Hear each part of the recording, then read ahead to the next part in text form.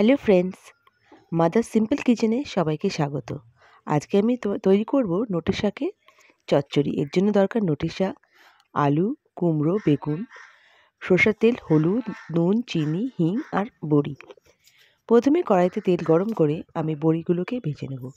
এখানে আমরা বিউলির ডালের বড়ি ইউজ করেছি। বড়িটাকে ভালো করে ভেজে আমরা ভাজা ভাজা করে তুলে রাখবো এবং বড়িটা ভাজা হয়ে গেলে ঠান্ডা হলে আমি বড়িটাকে স্ম্যাশ করে নেব এবং বড়িটা রেসিপির লাস্টে ইউজ হবে। দেখো বড়িটা এখানে ভাজা ভাজা হয়ে গেছে। এবার বড়িটাকে আমি তুলে নেব। বড়িটাকে সব তুলে নিয়ে এই তেলেই আমি ইউজ করব, দেব 5 ফোড়ন। 1 চামচ মতন 5 ফোড়ন আমি দিয়েছি এবং দেব গোটা কাঁচা লঙ্কা 2টো। দিয়ে একটু নেড়ে এর মধ্যে আমি দিয়ে দেবো হিং।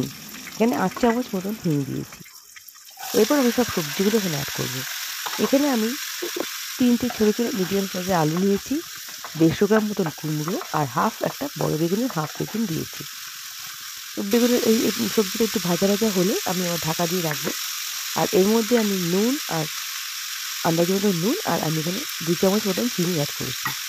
এই রেসিপিতে একটু মিষ্টি দেওয়া দরকার। তারপর আমি এখানে 1 চামচ মতন হলুদের গুঁড়ো দিয়ে দেবো।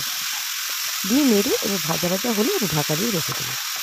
এখানে একটু ভাজা ভাজা করতে হবে, তারপর ঢাকা দিয়ে রাখতে হবে এবং কিছুক্ষণ পর নেড়ে দেখবে কেমন হয়েছে। ভাজাটা ভালো হলে এখন নোটের শাকগুলো অ্যাড করে দেবো। নোটের শাকটা পুরোটাই অ্যাড করবো। প্রথমে দেখে মনে হবে অনেকটা কোয়ান্টিটি, কিন্তু এটা কিছুক্ষণ চাপা দিয়ে রাখলে জল ছাড়লে এটা কোয়ান্টিটি একদম কমে যাবে। দেখো আমি এখানে শাকটা দিয়ে এবার নেড়ে দেবো, মানে পুরো মশলাটা এর মধ্যে মাখিয়ে নেবো শাকটার মধ্যে। এবার আস্তে আস্তে শাকটা থেকে জল ছাড়বে এবং রেসিপিটা আস্তে আস্তে হয়ে আসবে। শাকের জলেই আমাদের সব সবজিগুলো সেদ্ধ হয়ে যাবে। আমাদের এক্সট্রা কোনো ওয়াটার এখানে অ্যাড করতে হবে না। দেখো আমি একটু নাড়িয়ে নিয়ে ভালো করে তারপর ঢেকে রাখবো। ঢেকে ঢেকে রান্নাটা করতে হবে এবং মাঝে মাঝে একটু নেড়ে নেড়ে দেখবে যে শাকটা হলো কি না। বন্ধুরা, আমার রেসিপিটা যদি ভালো লেগে থাকে তোমাদের, আমার চ্যানেলটাকে সাবস্ক্রাইব করে দিও এবং আমাকে জানাবে কে কে রেসিপিটা ট্রাই করলো এবং তোমাদের করে রান্না করে কেমন লাগলো নিশ্চয়ই জানাবে। দেখো আমার নোটে শাকের চচ্চড়ি রেডি। এবার আমি এর মধ্যে অ্যাড করে দেবো ভেজে রাখা বড়িগুলো। হ্যাঁ, ভেজে রাখা বড়িগুলো আমি স্ম্যাশ করে নিয়েছি এবং আমি দিয়ে দেবো। এখানে একটা ক্রাঞ্চি ভাব শাকে আসবে এবং খেতে খুবই সুস্বাদু লাগবে। দেখো শাকটা হয়ে গেল।